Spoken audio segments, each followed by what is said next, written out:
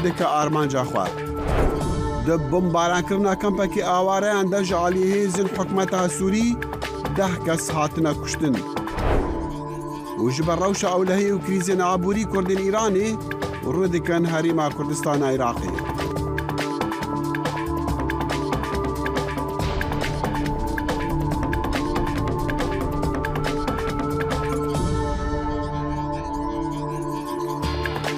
بخير هاتن كورت كونكشن جدنجي امريكا لواشنطن ها هفتي سبيديا روجاد الشمية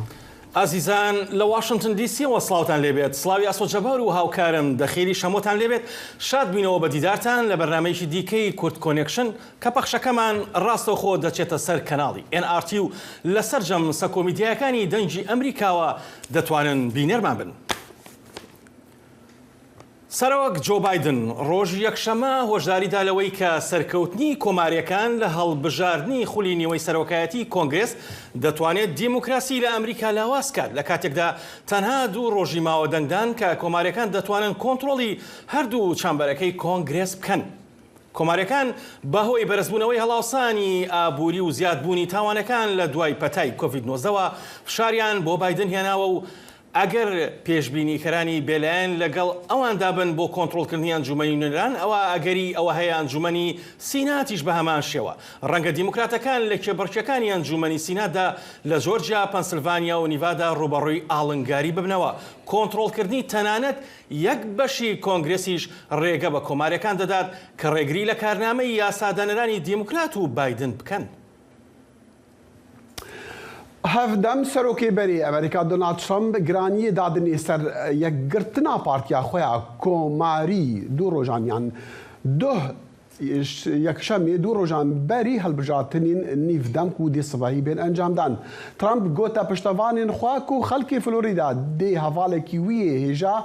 مارکۆ ڕۆبیۆ نو هەڵبژێرەش بۆ ئەندامەتیە جڤاتە سیناتۆرین ئەمریکی. ترامپ لە چەند ویلایەتان پشتەوانین خوا هەندەدەژ بۆ هەوڵا بدەستخستنا پڕانیە دە هەردوو ئەنجومەنین کۆنگرسی ئەمریکیدا ئەو لە میامی دەگەڵ دوو سیناتۆرین فلۆریدا و ژمارەکە ئەندامین جڤاتە نوێنەرانژی دەرکەت بدەستخستنا پڕانیە دە یەک ژێ دوو جڤاتین کۆنگرسێدا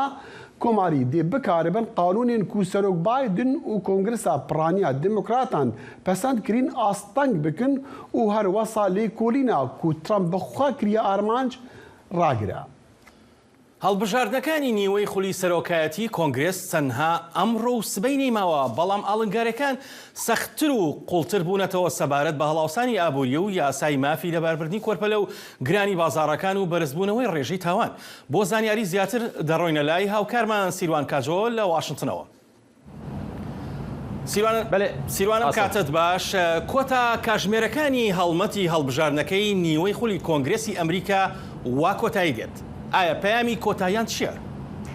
بەێ ئاسۆ چەند دەمژمێرمانە و ئەف دەمژمێرژی بخۆرە پەیامێن داویەن بربژارێن هەردوو پارتیانتینن بسەریدا سەرۆک جۆ بایدن ji dawiya hefteyê û heta niha gera xwe ya dawî li wilayetên wekû New York û Pennsylvania pêk tîne ji ber bi taybet Pennsylvania yek ji wan wilayetên herî girîng ên ku hem demokrat û hem komarî şer ji bo wêtkin ji bo ku di encumena nûneran û herwiha di civata Sînatoyê de bi dest bixînin aso tiştekî balkêş heye ku niha di dema dawî de ew peyamên ku ji destpêkê de komariyan û demokratan li ser behsa wê yekêtkir niha bi awayekî gelekî hêsan digihînin xelkê heger ji bo demokratan bi demokrat dibêjin heger komarî hatin ser desthilatê ew ê dawî li demokrasiya Amerîka bi vî şiklê heyî were li aliyê din komarî bi taybet serokê berê Donald Trump ku wek we jî got li Florîda bû do di gotarên xwe yên vê dawiyê dibêje ku têkçûna aborî sedema wayê komariyê ku mesela krîsa koçberiyê li başûrê Amerîka wilayetên başûrê Amerîka sedema wê yekên û em xwe dizanin wilayetek wek wilayeta Florîda ku hejmareke mezin ji koçberên Kuba û welatên dinên Amerîka Latînî lê dijîn ev babeta koçberiyê girîng e her du partî li wê wilayetê behsa babeteke girîng جبو دنگدارن وی ولایتی دکن لجهه کی وکو پنسیلوانیا مسئله انفلاسیونه و روش آبوریا بگشتی بابتک کو ددمن داویده بونه بشک ج پیام سیاسی پیام کمپینی هر دو پارتیان. بله باشه سیروان هوکار چیه بایدن چوب نیویورک و ترامپیش چوب فلوریدا. جبر وان سبب ام راستی جبر گو یک جه وکو نیویورک دمک دريج ده ولايتك ديمقراط بايدن دخوازه ج خلكي ربيش كو دفي افروش بمينا حتى كو كارب اجنده يا خو يا بتايبت يا بنسازيه بردوام دك د بشكي گوتارا خو د گوت كو هگر کوماری هاتن سر د صلات انكو ما بستاوي د صلات كونغرس بو براني و چاغه و گلكي زحمت بكو اجنده يا ويا ابوري بگهج سري تایبت دمک دنها کو بايدن دبيجه و هجمارن حکومت دبيجن کو ايدي انفلاسيون هشتي اصلا كابلن ليج هشتي قوناغ كسخامگير اسوج برلو بايدن دبيجه دفي كونغرس دست ديمقراطان ببينه حتى کو ديمقراط كاربن اجنده خو دوان 2 سال ماي سروكاتيا بايدن بقدين الاليه دن كوماري وك من قوت باجارن وكو يعني ولايتن وكو فلوريدا وهروها نيك هيلي كو او بخوجي باليوزا بريا ريفابريا ترامب النتوين يكبوي بو سردانا جورجيا كرو جورجيا جي يك جوان 6 ولايات حري جرينجا كوكوماري وديمقراط لسر دخابتن لويدك دو بابتن سركي هن بابتا نجاده وهروها بابتا كوچبريه بتايبت لفلوريدا جبرلو من برسفا يكي دكوت كو براستي هر بارتيك وهر بربجارك وبتايبت كسني وكو ترامب وكو كلينتون وكو بايدن واوباما فان بيامان لسر بنگها وان ولایتان چه دکن. بله زور سپاس سیروان بو زانیاریکارت. و انجام هناك جبريكانية هالبجاتنا 35 جمارة صد اندام انجمن سيناتور اندادي برياري لسر باش روجا امريكا بدا او انجام دي هر وصا برياري لسر كارو اجندا سروك جو بايدن دو سالين ماين سروكات ياويدا بدن. روجك مايا بو هالبجارتن النيفدمي لروجا سيشنبيه بربجير بپیشبرکین مزن دکارن بریاری ده هفسنگیا دسحالات ده انجمن سیناتوی ده بدن و برسوا دنگدران بدن. لویلایات اریزونا پیشبرکی نافبر سیناتور دیموکرات مارک کلی و رگبر کماری خاص بلیک مسترزه گو ترامپ پشتگیری آوی دکت. ما غي تفقرا كوماريان مريا. Here's the thing that worries me the most. تشتيكو بتر خامامنا ديمقراسية تعمايا. روجا شنبيه لولايات بنسلفانيا سروك جو بايدن و سروك بري براك اوباما لفيلادلفيا هاتن جمهف بو پشتگیریا جان فدرمن. Truth and facts and logic. راستی لوژیک و عقل و روشن باش تصندوقین دنگان دانه. دموکراسی بخواد سر صندوقانه. ارک مزنه. هر وسا سروک بری دانالد ترامپ لویلایت پنسیلوانیا جبو بربجار کوماری خاص محمد اوز پشتگیری آخواه نیشادا. گرو بوی ریل هلوشان ولات خو بگیرن و خونا امریکا بپاریزن دوی هون ویسی شمی دنگی خو بدن کوماریان. هر وسا پیشبرکین تندین سیناتی لنوادا جورجیا و واشنطن هاتن کرن گو کوماری هیوی دکن دیموکراتان هلینن دوی ناف بریده سروک بایدن سردانا نیورکی کر او لزانکویا سارا لورنس یا باکور منحتن دگل پاریزر کافی هوگل کومبو. راپورت تیا هرناندز هیلین سندی دنگی امریکا. دامەزراندنی ئەمریکا هەل لە سەرەتاوە هەوڵێک بوو بۆ جیاکردنەوەی کڵێسا لە دەوڵەت بەڵام هەندێک لە سیاسەتمەدارەکان و سەرکردەکانی دیکە بانگەشە بۆ بیرۆکەیەکی تر دەکەن کە کڵێسا و دەوڵەت گرێبدەنەوە بەیەکەوە و دەیانەوێت دەوڵەتێک بۆ هاوڵاتیان بهێنە ئاراوە لەسەر بنەمای ئاکارگەرێکی کریستیانی دامەزرێت. فەرموون لەگەڵ ئەو راپۆرتە. ئاوا گازین مسیحیین نتا پارێزن گو دخوازن هەڵبژارتن نیڤدەم چارچوبە بگەن دە هەمان دەمدا ئەو کۆماریان کریستیان سپینە گو دگەراوی ئەوەیگندا بەشێکی سەرەکی مەشە و خۆپێشاندانانە. باورمندی ما به خودی سست بویه و افجی انجامه دوی ام و گرینن.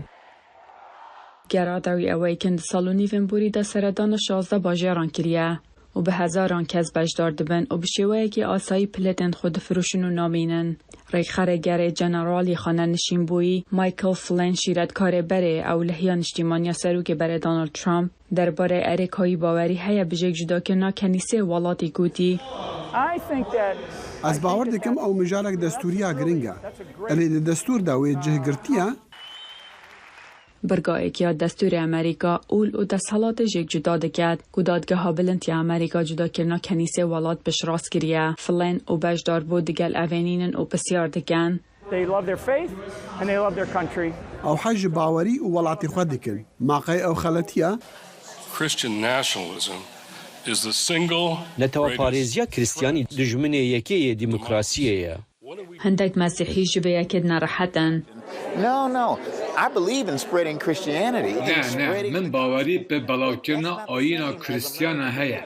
لە ئەو نەوەکی vê یەکەیە ku ئەمریکا ببە نەتەوەکە مەسیحی دەبێت ئەمریکا ببە نیشتمانێک و کریستیان و جیهو و مسلمان و سیخ و ئاتاییست هەموو li fêrî jiyana pehevra bibe. رایا گشتی لسر نتوه پرستیا کریستیان گلک نیرینا نیشان داد درا پرسیا لیکولینا پیو دهاتیا دیار کرن نزیکینی وقت گلوینه که دوید امریکا ولاته که کریستیان بید لیسه چارک ناخوازن که کنیسه پشتوانیا بر بجاران بگد و باسی سیاست بگد و را پرسیا 538 بیجید پتری جنیوه دوید حکومت کنیسه و دستالات جیک جدا بگد ریوه برنگراوی اوی گنده بیجن حل بجاردن نیفدم کمبونین و ناراوستینن و ده بردوان بلسرزده که نا پشتوانی بو بر بجارن کریستیان حتی حل بجاردن گشتیم بهن ین 2024 حکومت انویا سویدی دی بیجا و دی خود دوری یا پگی راگرج بدست خستنا رزامندیا ترکیه لهمبر اندامتیا وی د ناتو د جبلی ویجی روشا او لکاری لباکوری روشلاتا سوری ناورو که دمی مایی برنامه مایا بله دویم ناو برا دینولاتان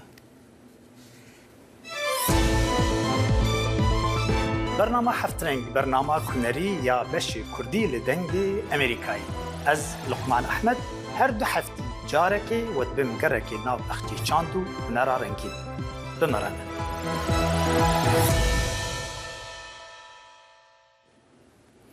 چاودێرانی جەنگی ئۆپۆزیسیۆن لە سووریا ڕایانگەیان هێزەکانی حکومەتی سووریا بەرەبەیانی ڕۆژی یەکشەممە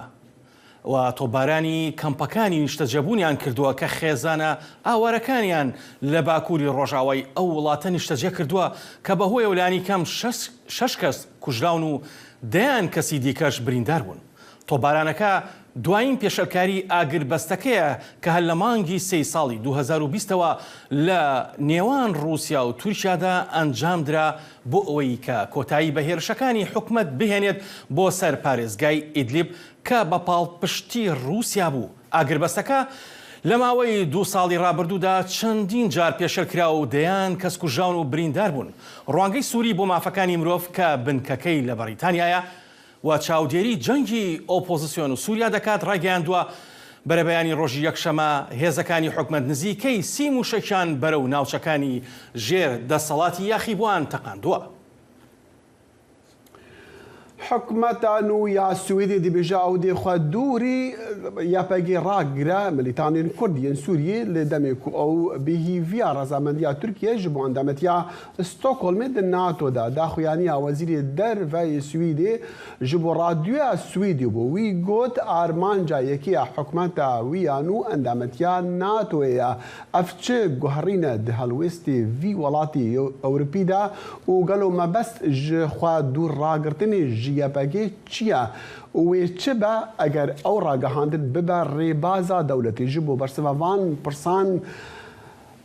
ما میوانداریا روزنامه‌وان کردوباکسی کریکو او راستخانه ها استکهلم بمریا کا کردو دم باش و چاو وی گوارتنا هلوستی سویدی لهمبر کردان شروع ودکن قالك سباس دكمش بوكو من دعوتي أبا نعمكر بريها تشتي أبيا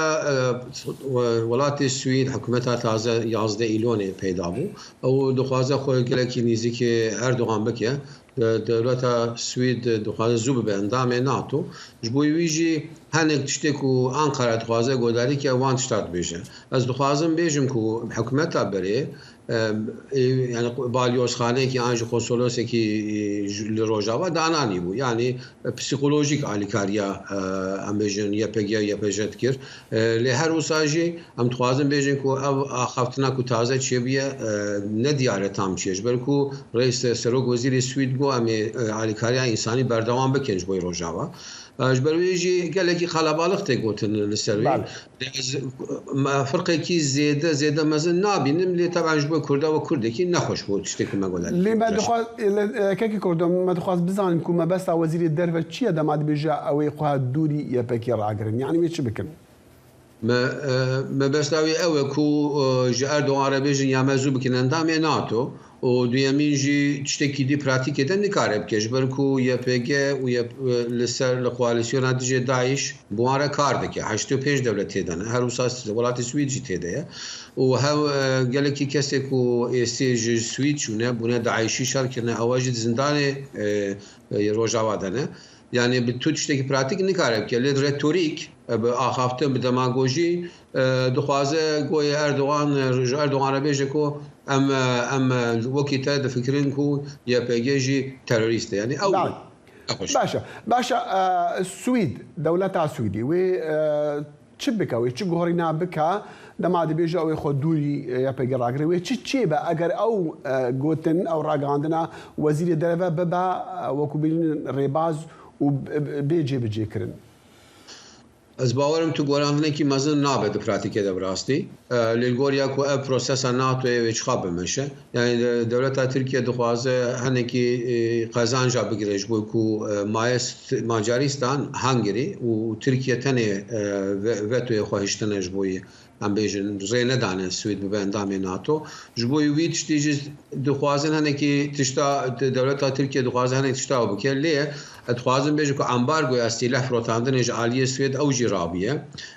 duî meseleyê de gelekî kêfa Ankara hatiye lê îro taze berî wê şeveqê Fehrettin Altun tu zanî mesûlê ئاگاداریە ڕئیسی جمهوری ئەنقەرەیە ئەو دەبێژە کو ئەم دەخوازن و بلا ئەندوستریا سیلەهێ مەژی یعنی سوید ترکیە سیلەهژی بکرێ یعنی گەلێک داخوازیە دەخوازن دەولەتە ترک دەخوازەبی مەسلەی درێژ بکە ئەو ئەس باوەڕ ناکەم ئەم شتێ وەساگەلکی کێشە بنجە سویدیان ڕا لێ ما بهیست بەری چەندێکی و هاوینێژی ئەم جەموە بوون لە ستۆکۆڵمی دیسە لەسەر وێنە ئاخفت گەلێکی کوسەرۆکی ترکیا بخۆ دەخوازە سوید یعنی ژمارەکە کوردین سویدیان نەحر خەڵکی تورکیا لە سویدی نەکو گەلێک شوانە نەها وڵاتیان سویدینە ڕادستی ئەنکەرێ بکە یعنی پاشە ڕۆژاوان وێ چاوا بە چ لەسەر پاشە ڕۆژاوان تێگوتن 33 کەس di lîsta Erdogan de hene dibêje ez wana ji Swêd dixwazim ev 33 kes hinek ji wan gulênî ne da hebêwî Kurdin ji wan 10 Kurda yek tenê ne hemwelatiyê Swîd e yanî ji bo rewşawî jinikî xanimî xweyê sê zarokeye rewşawî xirab e bes ew Kurdê dîtir hemî hemwelatiyê Swîdin yek ji wan jî wefat kiye Doktor Sîrac sê nefer ji wan jî li Swîd najîn yanî ew nemez dewleta Tirkiyeyê dî behsa teslîmkirina van Kurda zêde nake lê dixwaze ku mora terorê li PKK û PYD û YPG bixe derdê de Ankara vêga ew e mesela teslîmkirina Kurdên Kurswîd dijî nehewqas aktûel e nehewqas li pêş e باش ئۆفیسین PYD و YPG لە ستۆکۆڵمی jî hebûnem çûn meseleda nawan kir wê çi be ji bo wan wê çi bike Swîd wênane daxa wê çawa reftarî bûn re bike باوەڕ ناکەم شتێکی ببەش بەرکو مۆهرا تەرۆرێ لەسەر YPG و PYD ji aliyê Yekîtiya Ewropa de tinê ji aliyê Amerîka de jî tinê tenê Qetar û Tirkiye wî morî lêdane berwekî jî ew tiştekî wisa nabe lê her wisa tê kêmtir belkî jî yanî em bêjin têkiliye dîplomasîk navbera YPG û YPJ û PYD û dewleta Swêd dikare kêmekî kêmtir bibe başka cezayekî dî ez nabînim باشە سەرۆکوەزیری نوێی سویدی wê seredana Ankarê bike li van rojan yanî em pêşbîniya çi encaman ji wê seredanî bikin Serok Wezîrê Swîd Ulf Kristersson dixwaze ku qerarekî taze zû bigire بەری سەرساڵێ دەولەتە تورکیا بە تۆە خۆراکش بۆ ئەندامتیا تورکیا سوێد لە ناتۆ دەترسن و ئەو دەنگدان هەیە لە تورکیا چ خاص درێژ ببە زعفتر مەسەلە کورتتر ببە ناخوازن و مەسەلا ناتۆ پشتێ سەرێ ساڵی حال ببە بە هەر وساژی مرۆ کارە بێژێک و دەولەتە سوێد محتاجی ئەنقەرە بیە بەرەوەیەکیژی ئەوەی گەلێکی ستیت منێک و خۆشی کوردان ناچێ ئەوی پەیدا ببن. کردو باکسی ڕۆژنامەوان لە ستۆکهۆلمی ڕاستەخۆ بمەڕا بوو گەلکی سپاس. ئەسپاس کەم سەرکەفتن. دەستخۆش هەر لە سووریە درۆنێک تورکیە ئۆتۆمبیلێک مەدەنی لەسەر ڕێکا ڕۆژئاوایە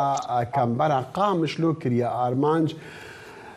جالێکی دیڤژی چالاکوانین مافێ مرۆڤان یەن سووری ڕادگەهینن و هێزین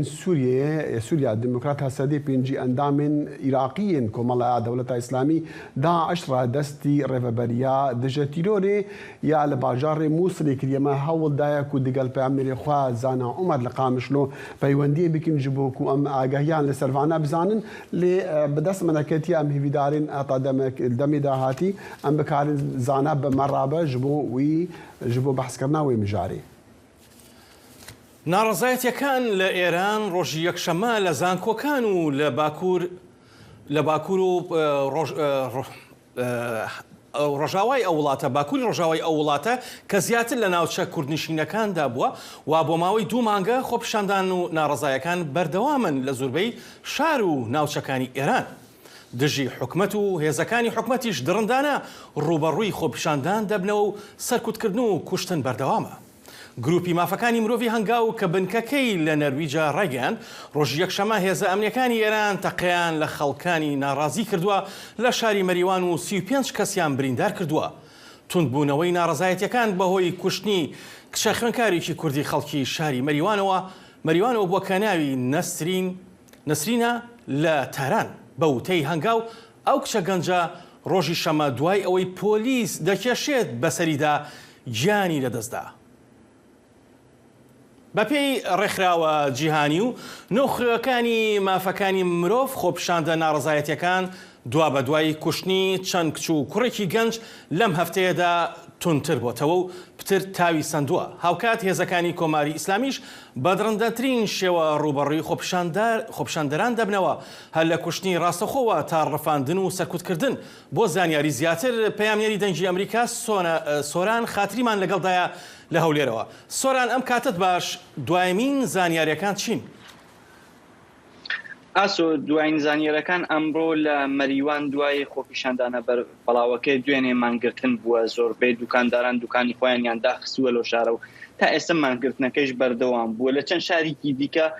قوتابیان هاتوونەتە دەرەوە لە مەکتەبەکانیان و دژی کۆماری ئیسلامی درۆشم دەدەن. هەروە کۆبوون چەند کۆبوونەوەیەکی بچووکیش لە بووکان و سەقز و سنە راپۆرتی ئەو کۆبوونەوەنە بە ئێمە گەیشتووە.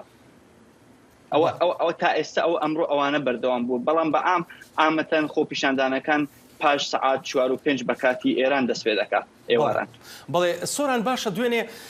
خۆپیشاندان زۆر بەهێز بوو بە تایبەتی لە شەو لە ئێوارەی دوێنەیە. ئەم خۆپیشاندانانە زۆربەی شارەکانی گرتەوە بە تایبەتی شارە کوردنشینەکان مەریوان و سنە و سەقز و زۆربەی ناوچەکانی دیکەی دەوروبەریشی و هێزەکانی ئێرانیش بە توندی ڕوبەڕوویان بوونەوە. ئاگاداری ئەوەی چەند کەس گیانی لەدەستداوە و کوژراوە و چەند کەسیش برینارە یان چەند کەسیش ڕفێنراوە یان دەستگیر کراوە؟ بەڵێ خۆپیشاندانەکانی دوێنێ مەریوان دوای ئەوە دەست پێکرد کە تەرمی کچێکی خوێندکاری کورد بە ناوی نەسرین قادری بەخاک ئەسپێدراوە. ئەوەی کە بەپێی راپۆرتی ماڵپەڕەکانی مافی مرۆڤ دەڵێن لێدراوە و کوژراوە لەلایەن هێزە ئەمنیەکانەوە بەڵام باوکی دەڵێ نەخۆش بوو. هەمن لە هەمان کاتا خزمانی نزیکی ئەو بە منیان ڕاگەیان بە منیان لەگەڵیان قسەم کردوتیان کە هیچ نەخۆشیکی نەبووە. خۆپیشاندانەکان لە مەریوان بەرفراوانتر بوو لە شارەکانتر. من لەگەڵ 3 کەس لە خۆپیشاندەران و چەند کەسی دیکە لە دانیشتووی مەریوان دوێنێ قسەم کرد. ئەوان وتیان کە هێزە ئەمنیەکان ڕاستەوخۆ تەقە لە خۆپیشاندەران دەکەن بە چەند چەکی جۆر تەقە لە خۆپیشاندەرانەکەن. هەروە هێز لە بۆەوەی یارمەتی سەرکوتی خۆپیشاندەران بدرێ هێز لە سنە و سەقزیش ڕاگواستراوە بۆ مەریوان. ئەوەی لە بارەی دەستگیریکردن و ڕەفاندن تا ئێستا بە دڵنیاییەوە دیار نییە بەڵام ئەوەی کە شاید حاڵان بە منیان ود دەیان کە سایەسەت دەستگیر کراون و چەند کەسێکیش لەلایەن هێزە ئەمریکانەوە ڕفێنراون. بەڵێ باشە سۆران، هێزەکانی ئێران چەشێک بەکارێنن وەکو تاپڕ وایە ساچمەیە. ئەم چەکە هۆکاری چییە ئەم چەکە بەکارهێنرێت؟ جیاوازە لەوەی کە ڕوبەڕووی خۆپیشاندانە بنەوە بە تایبەتی زۆرێک لەو چەکانە بەکار هاتووە، بەڵام چەکێک وەکو تاپڕ کە ساچمەی و زوربەی برینارەکان کە ئەیان بینین لە سۆشال میدیایە بریناری سەختن. ڕاستە ئەو شەکە ڕێک وەکو تاپڕە، بەڵام یەک هۆکارێکە ئەوەی کە شارەزایان باسی لێ دەکەن ئەوەیە کە هاوکات دەتوانێت چەند خۆپیشاندەر بپێکێ لە مودای دوورەوە لە نزیکیشەوە ئەگەر بیانەوێ بەڕاستی بیانەوێ خۆپیشاندەرێک بکوژن لە نزیکە و بۆ چەکە تەقەیلیەکەن، بەڵام یەکەم ئامانجیان ئەوەیە کە هاوکات چەند خۆپیشاندەر بپێکرێت و بریندار بکرێت و ئەوانە دەستگیر بکرێن پاشان. ئامانجی ئەویان کە ئەوەی کە شارەزایان باسی دەکەن زۆر ئامانجیان کوشتنەکەن یەک ئامانجەکانیان بریندارکردنی خۆپیشاندەران و دەستگیرکردنیانە پاشەوە. بەڵێ باشە سۆران، دوایمین پرسیار سەبارەت بۆی کە ئایا هەڵوێستی ڕێکخراوە نێودەوڵەتیەکان و ڕێکخراوە جیهانیەکانی مافەکانی مرۆڤ و قونسوڵخانەکانی وڵاتانی جیهان چییە بەرامبەر ئەو خۆپیشاندانە ناڕزاییانە و هاوکات ئەو ڕوبەڕووبوونەوەی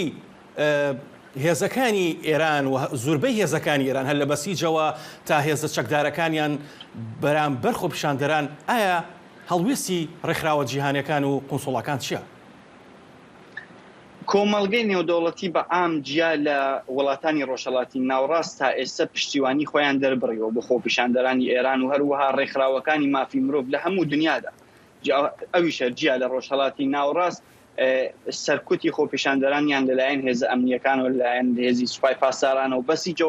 سەرکوت کردووە. بەڵام ئەوەی کە دەوترێ لەناو خۆپیشاندەران باسە لەناو خەڵکی ئێران خودی باسە ئەوەی کە ئەو سەرکوتکردنە و ئەو ئیدانەکردنە ئەو پشتیوانیکردنی کۆمەلگای نێودەوڵەتی و هەروەها ئیدانەکردنی ڕێکخراوەکانی مافی مرۆڤ بە شێوازێکی پراکتیک و عملی یارمەتی ئەوان نادا. ئەوان یارمەتیکیان دەوێت کە لە پراکتیکا لە عملا لە شەقامەکانە یارمەتیان بدرێت. بەڵام بە ئام ئێستا باسی ئەوەش دەکرێت کە چەند وڵاتی ئوروپایش دەیانەوێت سوپای پاسداران بخەنە لیستی گروپە تەرۆریستیەکانەوە کە ئەوە ئێران هەر لە ئێستا کاردانەوەی پیشانداوە بەوانە. بەڵێ سوپاس سۆران بۆ کاتێ پێت بەخشین هەر بژین. وجبر روشا خرابة أو لكارية وكريزين آبوري لإيران جمارك كردين إيراني نها رودكن هريما كردستان عراقي وكتنا بازار هريمي جبو دبارة جيانا خوابكن. دلشاد أنور بيامري دنجي أمريكا لكركوكي أفرافور جهانديا. نانە جیاواز و خۆراکە بە تاموچێژەکەی کەژاڵ کڕیارانی لە دەوری کۆکردوتەوە و ئەویش بەڕوویەکی خۆشەوە پێشوازیان لێ دەکات. کەژاڵ و خێزانە چوار کەسیەکەی لەبەر نەبوونی کار و خراپی ژیان و گوزەرانیان 6 مانگ لەمەوبەر شاری کرماشانی کوردستانی ئێرانیان جێهێشتووە و لە ناوچەی گەرمیان گیرساونەتەوە و لە ڕێگەی فرۆشتنی نان و خۆراکی جۆرا و جۆرەوە بژێوی خۆیان پەیدا دەکەن. خۆم لە ئیران بیکار چون ئیران بیشتر کار فرن نییە بیکار هەر تاسیلمان هەست مەکتەب چیم نەزانکۆ چیم وەلی بیکار بیم دیهاتمە ئیرە کار باشتری. بەهۆی خراپی دۆخی دارایی و ژیان و گوزەرانی خەڵک لە کوردستانی ئێران ژمارەیەکی زۆر هاوڵاتی کوردیە و وڵاتە بۆ کارکردن ڕویان لە هەرێمی کوردستان کردووە و لە ڕێگەی پیشەی جۆرا و جۆرەوە بژێوی خۆیان لە بازاڕەکانی هەرێم پەیدا دەکەن. هەرچەندە دام و دەستگا فەرمیەکانی هەرێم داتایەکی وردیان لەبەردەست نەبوو لەبارەی ژمارەی کوردانی ئێرانی نیشتەجێی هەرێم، بەڵام ئاماژەیان بەوە کرد ڕۆژانە خەڵکێکی زۆر لە ئێرانەوە بۆ کار ڕوو لە هەرێم دەکات. بەشێک لەو خێزانە کوردانەی ئێران کە هاتوونەتە هەرێم سەرقاڵن بە فرۆشتنی جۆرە جیاوازەکانی خواردەمەنی و وەک فاتیمە دەڵێت ژیان لە هەرێم ئاسانترە. فاتیمە سەیە ئۆستانە کوردستانە چون ئۆستانە کوردستان هەم کارەکەی بێترە هەم دەرامەدێ بێترە و ئیران بێ من ئینان ڕۆغەنیە دروست کردیای من حەوە ئینان ڕۆغەنیە و ئێران دەرامەدی خیلی کەم بوو. ئمە تەسمیم گرتیم وەلی خانەوادەمانە بایمە ئۆستانە کوردستان و ئۆستانە کوردستان فرە گەردی من کە بزانیم و ئینانە هەسیانیە کارێک بێتر ئێرائابەی من. بەرزی نرخی دیناری عراقی بەرامبەر تومەنی ئێرانی بوونی هەلی کاری جۆرا و جۆر لە بازاڕەکانی هەرێمی بۆ کوردانی ئێران ڕەخساندووە. سەمیرەش خانمێکی کوردی سنەیە و سەرقاڵی فرۆشتنی کارە دەستیەکانێتی و دەڵێت کارکردن بۆ ئەوان لە هەرێم داهاتی زۆر زیاترە لە ئێران. بەخاترەوە لێرە قازانجی بیشترە بۆ ئێمە خەڵکەکە ڕوو تێرن بە کاری دەستی هەروە کابینە مارەزێمە هەموو ئیشی دەستی خۆمانە خەڵکەکە پێیان خۆشە. سەرەڕای ئەوەی لە ئێران خوێندکاری زانکۆ بووە بەڵام کەژاڵ لەبەر بژێوی وازی لە خوێندنەکەی هێناوە و دەڵێت لە ئێستادا پەیداکردنی بژێوی بۆ ئەو گرنگترە لە خوێندن. ئێمە لە ئیران هاتیمە ئیرە ئیش بکەین ئەوە ئیشمانەوەی کارمانەوەی هاتیم ئیش بکەین هاتیمە ئیرە نان دروست کردیم قەزا دروست کردیم ئەلان ئاش ڕشتە دروست کردیم ئاش ڕشتە نوکۆ نیسکۆ نژیۆ ئیچێشەی لە وەگەر ڕشتە بریانی دروست کردیم ماکارانی ئیرانیش دروست کردیم وەگەر یەک دروست کردیم وەگەر ئایلەوە گشت خانەوادەمان وەگەر یەک لەیرە کارکرد. گەمارۆی ئابووری سەر ئێران و داڕوخانی بەهای دراوەکەی و خراپی سیستمی حکومڕانی وڵاتە وای کردووە هاوڵاتیانی ئێران ئەو پەڕیژیان و گوزەرانیان خراپ بێت.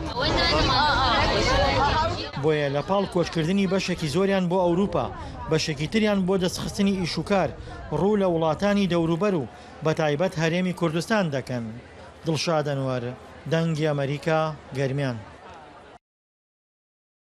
شاد ڕاستەوخۆ لەگەڵمانە پامری دەنگی ئەمریکا دڵشاد سوپاس بۆ ئەو راپۆرتە دەمویست بزانم ئەو کەسانەی یان ئەو خەڵکانەی کە لە هەرێمی کوردستانی عێراق ئیشەکە نیشتا نیشتەجێنە یانش بۆ کاتێکە ئیشەکەن و دەگەڕێنەوە ئێران. دەخیل دیارە هاتنی هاوڵاتیان یاخود کوردانی ئێران بۆ هەرێمی کوردستان و کارکردنیان لە بازاڕە جیاوازەکانی هەرێمی کوردستاندا ئەکرێ بڵێن تازە نییە بەڵام لە ئێستادا ڕێژەکە بەراورد بە جاران زۆر زیادی کردووە خەڵکێکی زۆر ڕوو لە بازاڕەکانی هەرێمی کوردستان دەکا بە تایبەتی کە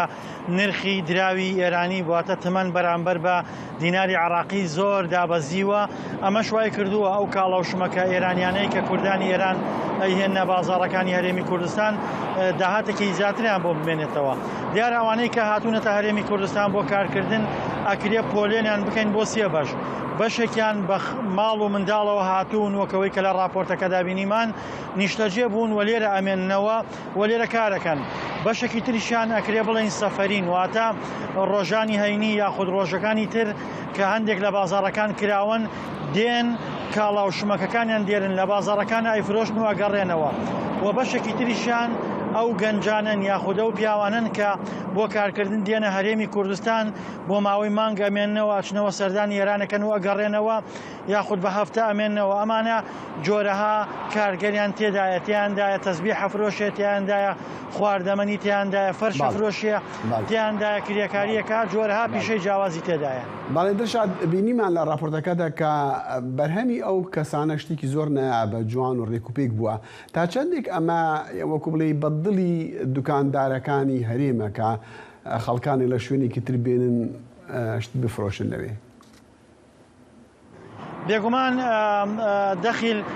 کاڵا و شمەکی ئێرانی لە بازاڕەکانی هەرێمی کوردستاندا جیاوازترە لە کاڵاکانی تر بە تایبەتی هەندێک لەم بەرهەمانە ئەکرێ بڵێن بەرهەمی دەستین یاخود با بڵێن داهێنانی خودین ئەمانە لە بازاڕەکانی هەرێمی کوردستاندا خواستی زۆریان لەسەرەوە لە ئێستادا ئێمە لە بەردەم یاخودەوە داخلی وەرزی زستانە بین بەشێک لەو کوردانی ئێران کە دێنە هەرێمی کوردستانەوە قالی و فەرش و پێداویستیەکانی زستان دەهێنن بێگومان ئەمانش خواستی زۆریان لەسەرەوە جۆرەها کاڵا و شمەک لە ئێرانەوە داخلی هەرێمی کوردستان ئەکرێ بە تایبەت لەلایەن ئەو کوردانی کە دێنە هەرێمی کوردستانەوە ئەکرێ بڵێن کاڵا و شمەکەکانیان جیاوازترە ئەوانن کە لە ناوخۆی هەرێمی کوردستانە بەکار ناهێنرێن و لێەوە هاوردە ئەکرێن بۆیە ئەمانە بێگومان خواستی زیاتریان لەسەر لە نێو بازاڕەکاندا. دڵشاد بەدەر لەم بابەتە حەزت دەکرد بابەتێکی تر لەگەڵا باسکەم مادەم هەر ڕاستەوخۆ لەگەڵمانی کە ئەو ڕۆبیستومانە یان هەندی هەواڵ هەیە ناکۆکیەکی زۆر لە نێوان یەکێتی نیشتیمانی کوردستان و پارتی دیموکراتی کوردستان پێیابووە یان زیاتر بووە تونتر بووە دەوترێ کە یەکێتی نیشتیمانی کوردستان بە تەمای کۆبوونەوەیەکی سەرکردایەتی خۆیەتی بۆ ئەوەی بڕیار بدا لەسەر چۆنیەتی مامەڵەکردن لەگەڵ پارتیە. ئەم هەواڵە چییە و چاوەڕوانی چی دەکرێت؟ دەخیل ئەندامانی ئەنجومەنی سەرکردایەتی یەکێتی گروپێکی هاوبەشانەیە کە سەرجەمیان لەو گروپا بەشدارن بۆ ئاگاداربوون لە کۆبوونەوە و بڕیارەکان لەو گروپەدا ڕاگەیەنراوە کە کۆمیتەی سەرکردایەتی یەکێتی بڕیاری کۆبوونەوەیەکی بەپەلە ئەنجامەدا. دیارە کۆبوونەوە بەپەلەکەی یەکێتی نیشتیمانی هاوکاتە لەگەڵ تەواوبوونی کۆنگرەی پارتی دیموکراتی کوردستاندا کە لە ئێستادا ناکۆکیی قوڵ لە نێوان یەکێتی و پارتیا هەیە. بێگومان ناکۆکی نێوان یەکێتی و پارتی تازە نییە، بەڵام کۆمەڵێک ڕووداوی ئەمنی کە بەم دوایانە لە هەرێمی کوردستان ڕوویداوە بە دیاریکراوی کوژرانی عەقیدێکی دەستگای دژە تیرۆر کە پارتی دیموکراتی کوردستان چەند بەرپرسێکی دژە تیرۆری یەکێتی تۆمەتبارەکە ئەمە ناکۆکیەکانی قوڵتر کردوێتەوە. بۆیە لە ئێستادا یەکێتی نیشتیمانی تاکو ئێستا هێرش و ئەکرێ بڵێن هێرشی ڕاگەیاندن لە نێوان یەکێتی و پارتیا بەردەوامە، بەڵام لەگەڵەوەشدا چاوەڕوانیەکە بوو بۆ ئەوەی بۆ دانوستان و گفتوگۆ لە دوای تەواوبوونی کۆنگرەی پارتی. لە ئێستادا کۆنگرەی پارتی بەرپرسان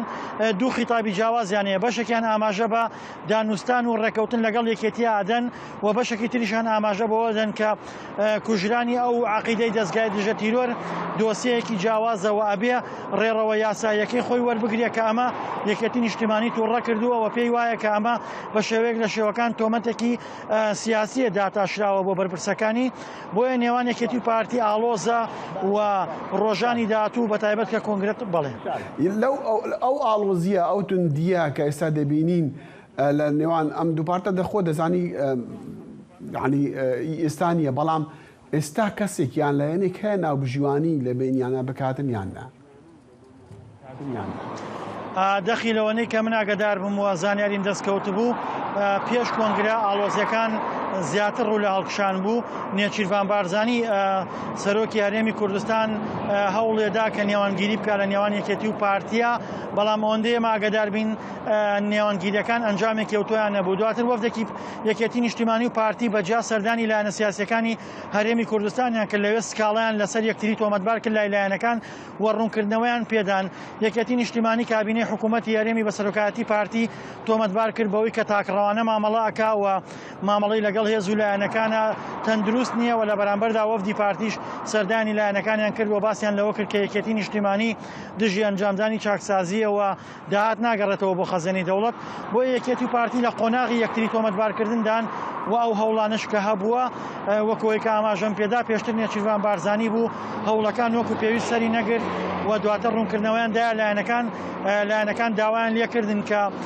کۆبوونەوەی دوو قۆڵی لە نێو خۆیانە ئەنجام بدەن بۆ چارەسەرکردنی کێشەکانی نێوانیان. بۆیە ئەنجامی ئەم هەوڵانە ئەوەستێتەوە سەر ڕۆژانی داهاتوو کە پارتی ئەندامانی کۆمیتەی ناوەندی و مەکتەبی سیاسی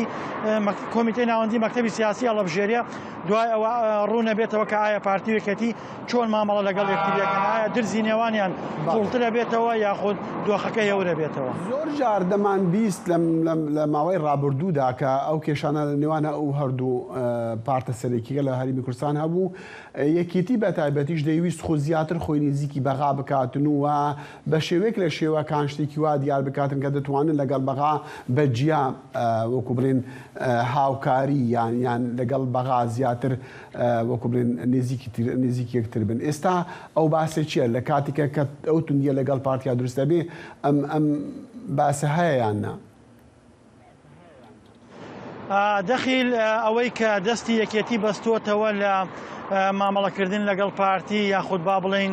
تا ڕادەیەک نەتوانێت وەکو پێویست هەڵوێستی تونتر وەربگرێ ئەوەیە کە داهاتی هەرێمی کوردستان زیاتر نەوت لە ڕێگەی بەندەری جێهان و لە تورکیا و ئەفرۆشەوە داهاتەکە زیاتر ئەڕواتەوە ناو قاسی حکوومەتی هەرێم کە لە هەولێرە وەلای پارتی دیموکراتی کوردستانە. بێگومان یەکێتی نیشتیمانی هەندێک محاولاتی کردووە و هەوڵی داوە ئەگەر بێت و لەلایەن بەغاوە بەڵێنی ئەوەی پێ بدرێت کە بودجە بەجیا ڕەوانی سلێمانیە کرێ دوور نییە یەکێتی نیشتیمانی هەڵوێستەکانی بەرامبەر بە پارتی دیموکراتی کوردستان تونتر بکاتەوە، چونکە یەکێتی نیشتیمانی ئەگەر بتوانێت داهاتی سلێمانی و داهاتی موچەخۆرانی سلێمانی دابین کات ڕەنگە مامەڵەکانی بە شێوازێکی تر لەگەڵ پارتیا بێت، بەڵام ئەمە ناکاتە ئەو مانایی کە ببێتە هۆی دروستبوونی دوو ئیدارەی، چونکە ئەوەی کە من قسەم لەگەڵ بەرپرسانی هەردوو لا کردووە هێشتا دۆخەکە سەرباریەوەی کە ئاڵۆزە، بەڵام هاوپەیمانان لە گۆڕەپانەکەدان چاوی کۆمەلگای نێودەوڵەتی لەسەر هەرێمی کوردستانە، بۆیە ڕاگەیاندنی دوو ئیدارەی و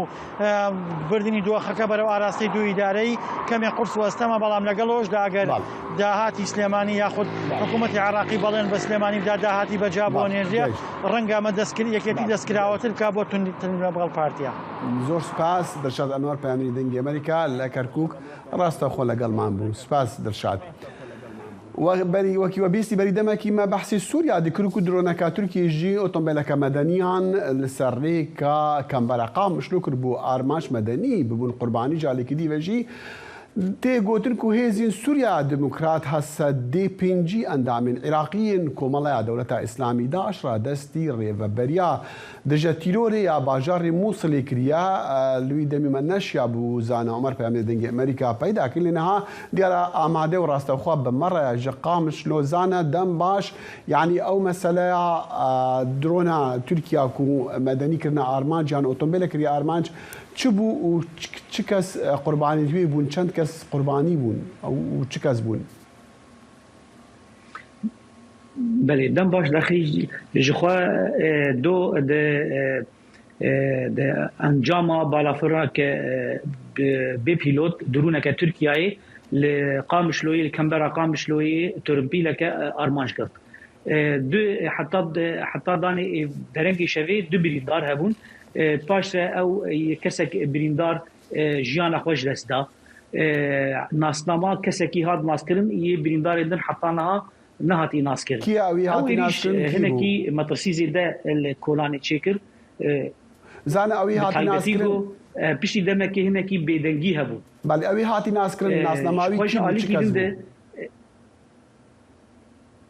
او کسکی شروانه که هیز سوریا دموکراتیک بو نه کسکی سیویل بو لی اوج کسین در بدرن سریکانی بو لقامش لو جیان دکه و دمال او هات ارمانج کرن نل سرکاری خو بو که چکن سیویل لخوا کربون نل سرکاری خونی لشکری بو وقت تکسکر بله باش او پیامی کو هیزین سوری يعني هصدي بينجي اندام داعش ان عراقي دانا عراقيان او چه مساله ما بس چی بو جبر چی چیز يعني ريزه بترجم تهنا بله جخوا اگاهی تنه جالیه هم بس گه راگاندن د عراقي ده هاتنه راگاندن ما جدود حطنا ام پیوندی لگل هیزن سوریا دموکراتیک دکن داغو ام شعاليه ده اف اگاهی تکز بکن تکز نکرن لی رد جی نکرن لی هگر ام اویا تی نورمال کرن ده نافبرا عراقي و هیزن سوریا دموکراتیک ده او پیوندی هی لسر بنگها پیمانه که ده نافبرا حد واد جبو بتایبتی کامپا هولی یک آدن جبو چکدارین داعشی ین عراقیین ده گرتیگهن هیزن سوریا دموکراتیک ده شخوا پنجه مهه بری دروجان هات گوتن پنجی اندام داعشی هاتن را دست کرن دریا درگه الولید را و جارا داوی یا گهاتی را دست کرن ده حزیران اصالا بریده اوجی پنجی چکدارین داعشی انگرتی هاتن را دست کرن بله جار جارما هن کسایت داعشی ین پایا بلند يعني ليدرين داعشيين عراقي اوانا جي تكانه هاتنا رادسكرن ويكي حري نافدار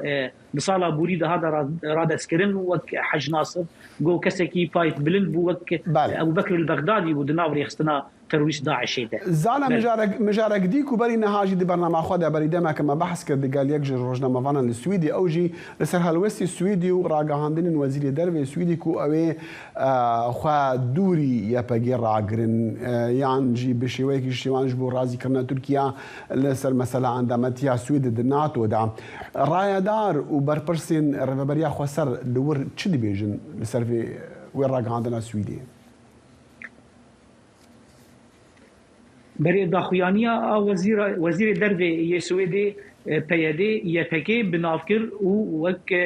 هیزن نزیکی پککی ایدی واب ناف بکن ریوبریا خسر دستای کار درب داخویانی وشان مجی وقت دنگ امریکا تکیلی به پیودار ریوبریا خسر کر درباره هلوستا ریوبریه درباره داخویانی سوئدی وان اف داخویانی رد کرن او گوتن او هیوی دکن گو سوئد جوی هلوستا خوا وگره لی نرینک دن هی شوپینر باور دکن گو وزارتا درو یا سوئدی ناوی حسدین نگوتیه و شبرگو یپکی هزک سرکی ناو حسدید و حسدید ناو کوالیسیونی ده یعنی گو دایرکت یپکی بناوی خود ناو کوالیسیونی ده تونه جير سيوانا هسدي داي دبجيغو اف بريار هنكي جبورا زيبونا تركيا به لسر براتيكي لسر عردي حتى كي جان رادي افياوي باندوري سر تايوانديين سويدي و ريفبريا خو سر بك شوبينر ببرانيا خو باور دكنغو افيا تني داخويانيه كجبورا غاندنيه امي راستيا بزانن بشتي دمكدن هالبت بشتي بزان كاني كوموني ناتو يدس بكن اموينا بزانن بترجي بزان زانا عمر بامي دنج امريكا راسا خوش قامش له بمره بو سباس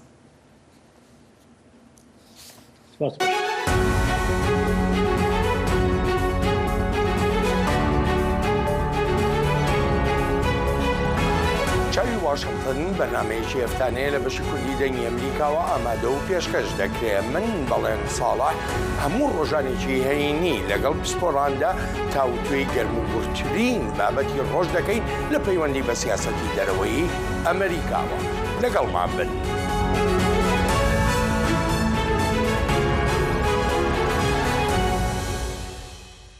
خۆپیشاندەران لە ئەستەنبوڵ هەوڵ دەدەن لە شوێنە جیاوازەکانی دەور و بەری گۆڕەپانی تەقسیم کۆ ببنەوە بۆ بەشداریکردن لە ڕێپێوانێکی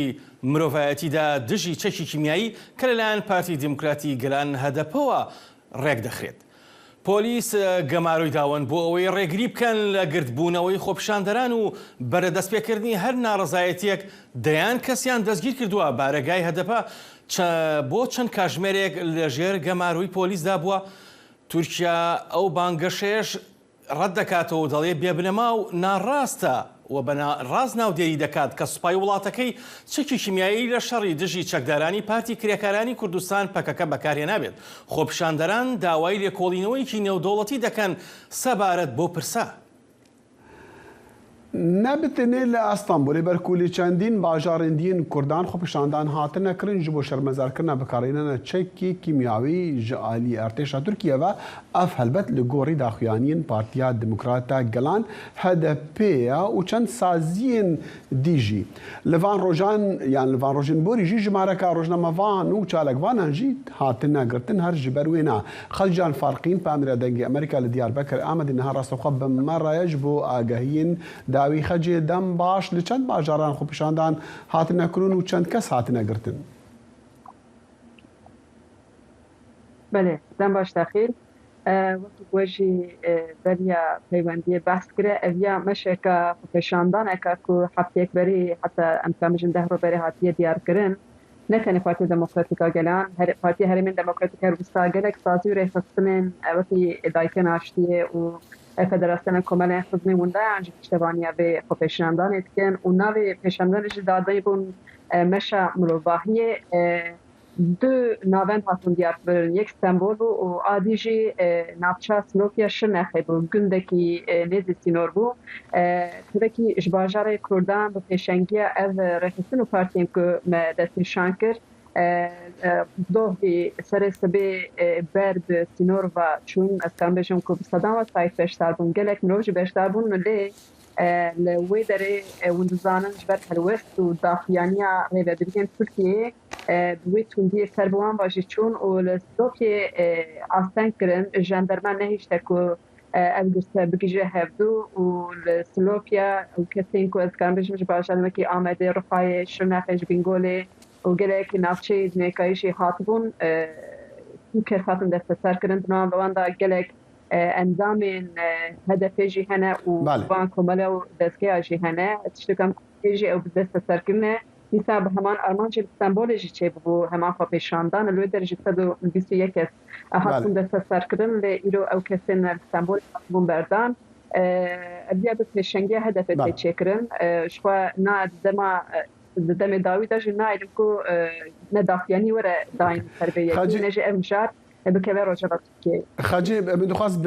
bi Kurtî em dizanin HDP ku piştrast dike ku ew çekî yan ji xwe dibêje ku ew çekî kîmyayê hatiye bikarînan hevdem AKP doh jî me hebû deng û bas hebûn ku dixwaze xwe nêzîkî HDP bike li ser çend pirsên gelkî giring weke guhartina magazagonî meselên hilbijartinan yanî ev pêşhatên û ev xwepêşandan wê çendî karîgeriya wê xirab e li ser wê hewla nêzîkbûna di nêvbera AKP û HDP de. دعسه خدا او فردانا AKP تشتكي امكان بجي فورمال بو يعني ده هلبة تشتبانية هدف تفضل لتكنا هدف السربية كبيرة وفهمية خشي دبيشن لي وساخيات چند بري اورهان میروخ بالبرلمانتري بري AKP قلتو دويك هدف 2% زيرين بكار بينا اجبو فيوان AKP را خاجي قال لك سباس ببورا دمي برنامج بدعويتي قال لك سباس خجا فارقين جي ديال بكر امدي راس خو مره بو سباس دوی چندی جیمتین داویا برنامه کورت کانکشن تا صبح دیگه نیک جاره کدی هر شاد و بختور بنو خدا حافظ هر شاد و بختور بن بنیازی دیدار